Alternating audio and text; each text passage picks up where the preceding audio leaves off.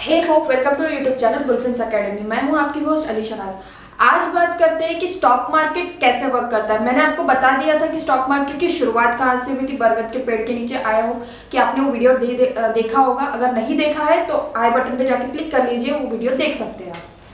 और बताती हूँ कि स्टॉक मार्केट कैसे वर्क करता है। अगर आप सच में इन्वेस्टर बनना चाहते हो, स्टॉक मार्केट में एक ट्रेडिंग अपना करियर बनाना चाहते हो, आई थिंक कि आपको फ्रॉम स्क्रैच जानना बहुत ज़रूरी है कि स्टॉक मार्केट में चीज़ें कैसी होती है, कैसे वो काम करता है, कौन उसको रेगुलेट करता है, क्या हमको इसमें इंटरेस्ट मिलता है, डिविडेंड क्या होता है। ये सब चीज़ें आपको अगर स्क्रैच से जाननी है तो ये सीरीज़ को आपको देखना बनता है। सो बेसिकली आपने सुना होगा कि इन्वेस्टर एक टर्म सुनी होगी आपने स्टॉक मार्केट में। आपको पता होगा कि राकेश झुनझुनवाला अब इस दुनिया में नहीं रहे, लेकिन उनको स्टॉक मार्केट के एक बुलबुल कहा जाता है। उनको इन्वेस्टर क्यों कहा जाता है? यहाँ पे एक टर्म आ जाती है LTCG, जिसका मतलब होता है लॉन्ग टर्म कैपिटल गेन।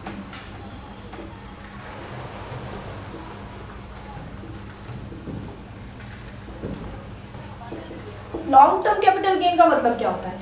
मतलब किसी शेयर को हम अभी बाय करते हैं और अभी जैसा चल रहा है 2022 और हम उसको 2023 तक होल्ड करेंगे।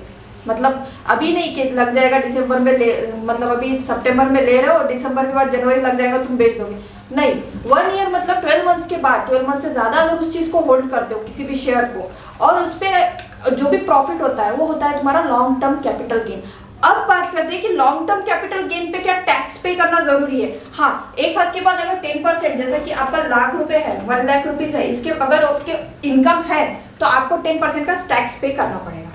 अब मैंने आपको बता दिया LTCG क्या होता है। यहाँ पे आप बात करते हैं LTCG से रिलेटेड एक चीज आती है इंटरेस्ट और डिविडेंड। इंटरेस्ट और डिविडेंड क्या होता है? इंटरेस्ट हमको मिलता है FDs पे, और एक टर्म आती है डिबेंचर, जो कि आपको नहीं होती है। आप अगर नॉन फाइनेंस बैकग्राउंड से है और नॉन कॉमर्स बैकग्राउंड से है तो आपको ये चीज़ नहीं पता होगी। ये होता है कॉमर्स से रिलेटेड, जो CA कर रहे हैं उनके लिए होती है। अब बात करते हैं FDs की, ठीक है। डिबेंचर हम छोड़ देते हैं। FD क्या होती है? अगर हम किसी के नाम की FD बना रहे हैं, ठीक है, और जैसे कि 2022 में मेरी FD अगर मैंने बनाई है और बोला है कि बैंक से अगर करार हुआ है कि मुझे 5% का इंटरेस्ट रेट मिलेगा FD पे, ठीक है। अब आगे चल के कोई अगर ग्रोथ होती है, स्टॉक मार्केट में अगर ग्रोथ हो रही है, तो इन्होंने बैंक्स ने बोल दिया कि नहीं 5% से 7% नहीं, सॉरी, कुछ कारण की वजह से मतलब गिरावट आने को देखने को मिलती है, तो नहीं, तुमको 3% ही मिलेगा, ऐसा अगर बोल दिया तो आप लोग मानोगे क्या? नहीं मानोगे। हम इंडियंस हैं, हम नहीं मानते ये सब चीज़ों को। हाँ, तो बात करते हैं कि 5% ही आपको करार मिलेगा, क्योंकि आपने करार किया है ना। आपका जो भी आपने जो डॉक्यूमेंटेशन हुआ है उस पर आपकी साइन होगी। नहीं, आप नहीं मानोगे ना कि मुझे 3% पे नहीं लेंगे, आप लोगे 5% पे। अब डिविडेंड में क्या होता है? हमको डिविडेंड किस पे मिलता है? शेयर्स पे। अब ये चीज़ क्या हो गई, एक चीज़ बता दूँ, इंटरेस्ट पे हमको 5% का इंटरेस्ट मिलेगा। ये चीज़ क्या हो गई है? मैंडेटरी मतलब उनको देना ही देना है, वो मना नहीं कर सकते इस चीज के लिए कि हाँ हम नहीं देंगे, 3% आ गया तुमको 3% ही लेना पड़ेगा। ये चीज कहाँ पे होगी? Dividend pay. अगर किसी वजह से शेयर्स का प्राइस गिर जाता है, अगर कंपनी ग्रोथ नहीं होती है, तो कंपनी की चॉइस है ना वो डिविडेंड दे या ना दे। आपका ऐसा करारनामा हुआ है क्या? नहीं, हम आपको मतलब हमको इतना डिविडेंड मिलेगा, मतलब 10% का डिविडेंड मिलेगा या 5% का डिविडेंड मिलेगा, करारनामा हुआ ही नहीं है। आपने अपनी लागत लगा के शेयर्स पे पैसा लगाया है, ठीक है। आप यहाँ पे क्या हो गया? It's not mandatory. क्या बोलोगे आप? It's not mandatory. अब एक चीज आती है, हम इसका कंपैरिजन इसलिए कर रहे हैं क्योंकि आपको जानना जरूरी है कि FDs में क्या होता है और शेयर्स में क्या होता है। आपको एक प्रोफेशनल ट्रेडर बनना है तो ये सब चीजें स्क्रैच से जानना बहुत ज्यादा जरूरी हो जाता है, ठीक है। अब बात करते हैं कि टैक्स। अगर आप इंटरेस्ट मतलब FD पे अगर आपको इंटरेस्ट मिल रहा है तो क्या ये टैक्सेबल है या टैक्स फ्री है? ऑब्वियसली टैक्सेबल होगा, क्योंकि गवर्नमेंट का काम है भाई, ये होगा टैक्सेबल। और फिर यही चीज टैक्स फ्री होगी। क्या ये हमेशा के लिए टैक्स फ्री होगी? अगर डिविडेंड में शेयर्स पे अगर डिविडेंड मिल रहा है तो ये क्या चीज टैक्स फ्री होगी? हाँ, एक हद तक ही होगी, लेकिन अगर आपका अमाउंट 10 लाख के ऊपर अगर चल रहा है, कितने ऊपर? 10 लाख के अगर ऊपर आपका इनकम है तो आपको टैक्स पे करना पड़ेगा।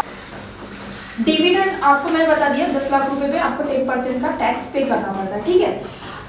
अब ये मैंडेटरी है, ठीक है, मैंडेटरी है। अगर शेयर्स कभी अगर किसी कंपनी, जैसे कि हो गया रिलायंस, मैं रिलायंस का प्रचार नहीं कर रही हूँ, बता रही हूँ, रिलायंस हो गया, L&T हो गया, अगर ये कंपनी अगर ग्रोथ कर रही है, अगर इनका 10 लाख रुपए या 10 लाख रुपए नहीं, क्योंकि उनका मार्केट कैपिटलाइजेशन ही करोड़ों में, तो लाखों की बात छोटी सी बात है, ठीक है। सपोज अगर लाखों में अगर हो रहा है उनका ग्रोथ, ठीक है।